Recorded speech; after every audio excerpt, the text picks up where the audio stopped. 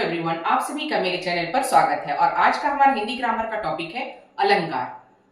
आज के क्लास में हम लोग अलंकार किसे कहते हैं, अलंकार के कितने भेद होते हैं, इन सारी चीजों को आज के क्लास में क्लियर करेंगे। अलंकार टॉपिक क्लास 9 से लेकर 12 तक और प्रतियोगिता परीक्षाओं में बहुत अहम भूमिका निभाता है। तो सबसे पहले हम लोग देखते हैं कि अलंकार होता क्या है। तो जिस प्रकार एक व्यक्ति की सुंदरता आभूषण पहनने से होती है, गहने पहनने से होती है, उसी प्रकार काव्य की सुंदरता अलंकार से सुशोभित होती है। काव्य के अंतर्गत हम कविता, छंद, रुबाइया, चौपाइया ये सब चीज आते हैं। तो आज हम लोग देखते हैं कि अलंकार किसे कहते हैं। तो अलंकार का शाब्दिक अर्थ क्या है? तो अलंकार का शाब्दिक अर्थ होता है गहना, आभूषण,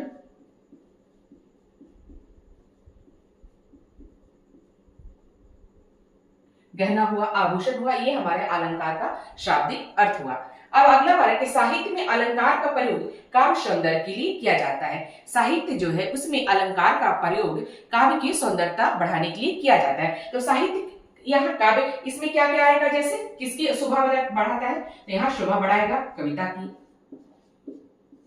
छंद की, रुबाइयां, दोहे,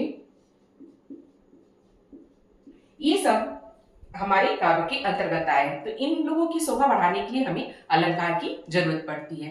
अब अलंकार को देखें, अलंकार के कितने भेद होते हैं। इससे पहले हम लोग देखें अलंकार के किसे कहते हैं, और अब हम लोग देखते हैं कि अलंकार के कितने भेद होते हैं। तो अलंकार के प्रायः दो भेद होते हैं, एक हुआ शब्द अलंकार और दूसरा हुआ अर्थ अलंकार। शब्द अलंकार के भी तीन भेद होते हैं, अनुप्रास, यमक और श्लेषणी। जबकि अर्थ अलंकार के 5 भेद होते हैं, उपमा अलंकार, रूपक, उत्प्रेक्षा, अतिशयोक्ति और मांडीकरण। अब हम लोग बारी बारी से हर एक प्रकार को देखते हैं। तो सबसे पहले हम लोग शब्द अलंकार में अनुप्रास अलंकार को डिटेल में पढ़ते हैं। देखते हैं कि अनुप्रास अलंकार किसे कहते हैं। शब्द अलंकार का पहला भेद है अनुप्रास अलंकार। तो अनुप्रास अलंकार में एक वर्ण की आवृत्ति बार बार होती है। आवृत्ति मतलब रिपीटेशन। एक वर्ण की आवृत्ति बार बार होती है, जिसके चलते काव्य में सौंदर्य या चमत्कार उत्पन्न होता है। तो देखते हैं इसका डिफिनेशन कि जहां एक वर्ण की आवृत्ति रिपीटेशन एक से अधिक बार हो और काव्य में चमत्कार उत्पन्न हो, उसी को हम लोग बोलते हैं अनुप्रास अलंकार। इसको हम लोग इस उदाहरण के माध्यम से देखते हैं कि कैसे होगा। तो मुदित महीपति मंदिर आए, सेवक सचिव संगत बुलाए। यहाँ कहने का मतलब है, यहाँ बात हो रही है एक वर्ण की। तो यहाँ म हम लोग देख रहे हैं, यहाँ दूसरा लाइन में देखते हैं श। यहाँ म और श, ये जो वर्ण है इसकी आवृत्ति बार बार हो रही है और जिसके चलते हमारे काव्य में चमत्कार उत्पन्न हो रहा है, उसी को हम लोग बोलेंगे अनुप्रास अलंकार। एक और हम लोग इसमें एक और कहावत बोलते हैं, जैसे चंदू के चाचा ने चंदू की चाची को चांदी के चम्मच से चटनी चटाई। तो यहाँ हम लोग देख रहे हैं कि च वर्ण का रिपीटेशन बार बार हो रहा है और इस च वर्ण के चलते इस काव्य में चमत्कार उत्पन्न हो रहा है। तो अड्डा अलंकार का दूसरा भेद पढ़ते हैं यमक अलंकार। इसे तो यमक अलंकार में शब्द की बात हो रही है। एक शब्द को बार बार प्रयोग किया जाए और हर एक बार उस शब्द का अर्थ अलग हो, उसी को हम लोग यमक अलंकार कहते हैं। देखते हैं पहले हम लोग, जहां एक शब्द एक से अधिक बार प्रयोग किया जाए और प्रत्येक बार उसका अर्थ जो हो अलग हो। कहने का मतलब कि पहले वाले में वर्ण की बात हो रही थी और अभी शब्द की बात हो रही है। शब्द एक है और उसका प्रयोग अलग अलग किया जाए और हर एक बार भी उसका अर्थ भिन्न भिन्न हो, उसको इस उदाहरण के माध्यम से देखते हैं। तो जैसे कहा गया है, काली घटा का घमंड घटा, काली घटा का घमंड घटा। यहाँ घटा 2 बार आया है, काली घटा का घमंड घटा, और दोनों ही घटा का अर्थ अलग अलग है। पहला घटा का अर्थ है वर्षाकालीन घूमते हुए बादल। जैसे हम लोग कह रहे हैं घटा आई है, मतलब अब बारिश होने वाली है। तो पहला घटा का मतलब है बारिश कालीन घूमने वाले बादल, और दूसरी घटा का मतलब है कम हुआ, घट गया मतलब कम होना। दूसरा देखते हैं हम लोग, कनक के 100 गुने मादकता अधिकार, जो खाए बौराए जो पाए बौराए। तो यहाँ कनक जो है देखने में एक ही जैसा शब्द है, लेकिन इसके अर्थ भिन्न भिन्न है। कैसे? एक कनक का मतलब होता है धतूरा और एक कनक का मतलब होता है सोना। धतूरा बहुत ज्यादा खा लेने से भी और सोना बहुत ज्यादा प्राप्त करने से, दोनों चीज आवश्यकता से अधिक प्राप्त करने से मादकता छा जाती है। तो यहाँ शब्द एक है लेकिन अर्थ इसके दो हैं। तो अनुप्रास में वर्ण की बात हुई थी और यमक में शब्द की बात होती है। अब हम लोग इसका अगला अलंकार श्लेष्म अलंकार पढ़ते हैं। हम लोग श्लेष्म अलंकार देखते हैं कि श्लेष्म अलंकार किसे कहते हैं। तो श्लेष्म अलंकार का अर्थ होता है चिपका हुआ। इसका अर्थ होता है चिपका हुआ वो शब्द जिसमें अनेक अर्थ जुड़े हों। श्लेष्म का मतलब होता है चिपका हुआ। इसका मतलब कि एक शब्द में अनेक अर्थ उससे जुड़े होते हैं। उसको अब हम लोग देखते हैं। इस उदाहरण में देखते हैं, मधुवन की छाती को देखो सूखी कितनी इसकी कलियां। यहाँ कलियां शब्द एक बार प्रयोग किया गया है। मधुवन की छाती को देखो सूखी कितनी कलियां। यहाँ कलियां शब्द एक बार प्रयोग किया गया है लेकिन इसके अर्थ अलग अलग हैं। पहली कलियां में कहने का मतलब है फूल खिलने से पहले की बात कही जा रही है। और दूसरा अर्थ इसका ये हुआ कि जब कोई यौवन से पूर्व की अवस्था, जब कोई इंसान यंग होता है उससे पहले की अवस्था को कलिया से संबोधित किया गया है। जब फूल खिलते हैं उससे पहले की अवस्था को यहाँ कलिये से सूचित किया गया है। तो श्लेष्म अलंकार वो अलंकार है जहां एक शब्द प्रयोग हो लेकिन उसके अर्थ भिन्न भिन्न हो। मतलब चिपका हुआ, मतलब एक शब्द में अनेक अर्थ आपस में चिपके हुए हों। तो अब अगला अलंकार हमारा होगा अर्था अलंकार। अब अर्था अलंकार में हम लोग पढ़ेंगे। तो अर्था अलंकार पढ़ते हैं कि अर्था अलंकार किसे कहते हैं और इसके कितने भेद होते हैं। तो अर्था अलंकार वो अलंकार है जिसमें सौंदर्य भाव से उत्पन्न होता है। यहाँ शब्द की बात नहीं होती है, यहाँ चमत्कार अर्थ से होता है। एग्जाम्पल देखते हैं कि अर्था अलंकार में सौंदर्य भाव से संबंधित होता है, शब्द से नहीं। यहाँ अर्थ से चमत्कार पैदा होता है। और अर्था अलंकार के 5 भेद होते हैं। सबसे पहला भेद होता है उपमा, रूपक, उत्प्रेक्षा, अतिशयोक्ति और मानवीकरण। अब हम लोग बारी बारी से इन सब को देखते हैं कि उपमा अलंकार किसे कहते हैं। तो एक बार फिर से हम लोग देख लेते हैं कि अर्था अलंकार वो अलंकार है जहां चमत्कार अर्थ से होता है, शब्द से नहीं होता है।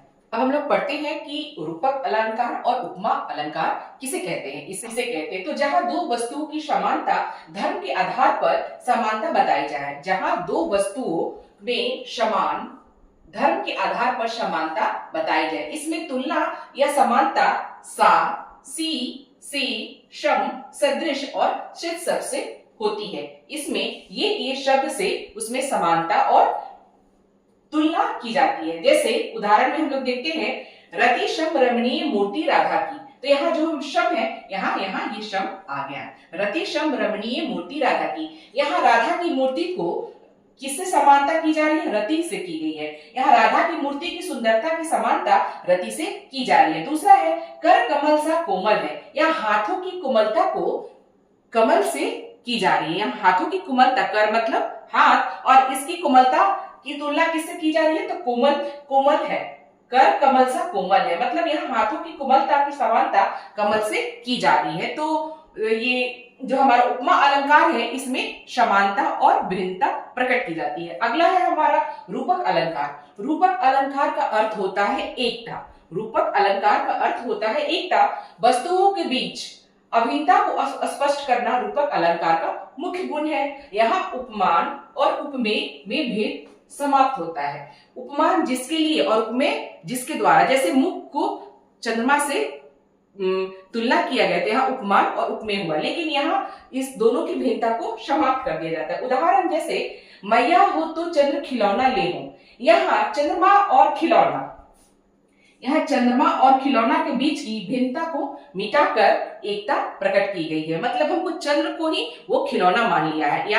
यहाँ ये जो हमारा चंद्र खिलौना, यहाँ विशेषण और विशेष की बात हो रही है। तो यहाँ उपमा और उपमेय की तुलना समाप्त कर दी गई है। यहाँ चंद्रमा और खिलौने के बीच की भिन्नता को मिटाकर एकता प्रकट की गई है। तो अभी हम लोगों ने देखा उपमा अलंकार किसे कहते हैं और रूपक अलंकार किसे कहते हैं। अब हम लोग देखते हैं इसके उत्प्रेक्षा अलंकार। तो उत्प्रेक्षा अलंकार में हम लोग देखेंगे कि यहाँ उत्प्रेक्षा का अर्थ होता है वस्तु के संभावित रूप की उपेक्षा करना। यहाँ सपोज दैट की बात होती है। मान लो ये बात हुई, यहाँ सपोज दैट की बात होती है।